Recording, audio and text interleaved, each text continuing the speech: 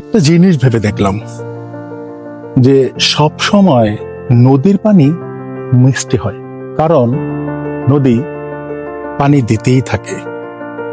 অন্যদিকে সমুদ্রের পানি তেতো হয়, কারণ সমুদ্র পানি নিতেই থাকে।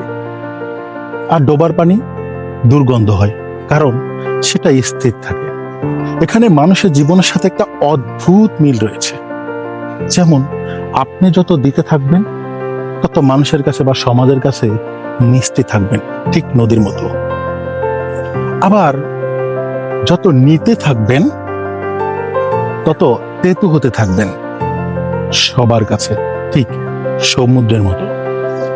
আর যখন আপনি নিতেও পারবেন না কিংবা দিতেও পারবেন না, তখন আপনি স্থির হয়ে যাবেন, দুর্গন্ধ হয়ে যাবেন, ঠিক স্থির পানির মতো।